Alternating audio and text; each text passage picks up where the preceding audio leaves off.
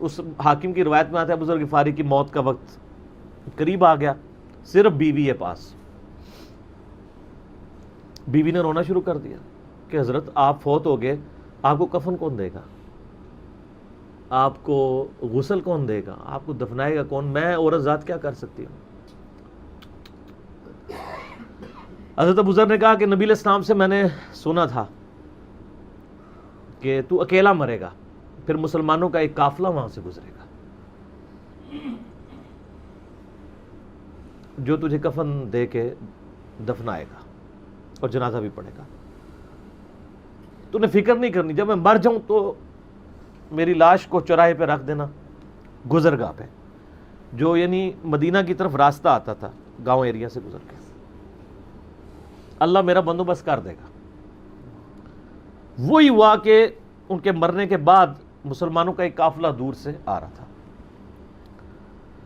تو اسی مستقل حاکم کی حدیث میں آتا ہے کہ سر قافلہ بھی سنے پھر کون ہے، عبداللہ ابن مسعود رضی اللہ عنہ. ابو ذر غفاری بھی زہد کے امام، ابن مسعود بھی زہد کے امام، ابو درداء بھی زہد کے امام.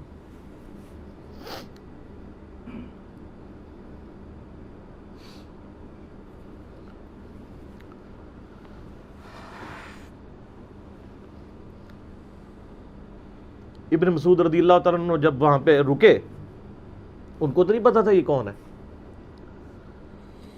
تو انہوں نے کہا بی بی کیا ہوا؟ ان کا میرا خامند مر گیا ہے. ان کا یہ کون ہے؟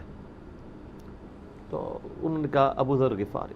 عبداللہ ابن مسعود کی چیخ نکل گئی، چیخ ماری انہوں نے. ان کا واہ. اللہ کے نبی نے فرمایا تھا کہ ابو ذر اکیلا آ رہا ہے تبوک کے موقع پہ، دنیا سے بھی اکیلا جائے گا اور قیامت والے دن بھی اکیلا اٹھایا جائے گا. یعنی اب اسی سرزمین سے ہی اس نے اٹھنا ہے نا، ہر بندے نے اپنی قبر سے اٹھنا ہے. یعنی وہ مسلمانوں کے قبرستان میں بھی دفن نہیں. ایک یہ جو مزار کی رٹ لگائے پھرتے ہیں، میں ان سے پوچھتا ہوں تمہارے بابوں کی کیا اوقات ہے؟ ابو ذر غفاری کا مزار دکھاؤ کدھر ہے. جو اس روئے ارض پہ نیلی چھتری کے نیچے سچا ترین انسان جس کو اللہ کے نبی کہہ رہے ہیں، اس کا کوئی مزار نہیں ہے. غریب المتنی میں مرا ہے، اس کی قبر بھی ایسی جگہ ہے جہاں مسلمانوں کے پاس قبریں بھی کوئی نہیں ہے. ایک ریگستان میں اکیلی قبر ہے، اس قبر کا بھی کسی کو نہیں پتا، اس پہ کوئی مزار بھی نہیں ہے. اور قیامت دن بھی اکیلا اٹھایا جائے گا، یعنی قیامت تک وہاں پہ کوئی قبرستان بھی نہیں بنے گا. ظاہر نبی علیہ السلام کی یہ بھی خبر ہے.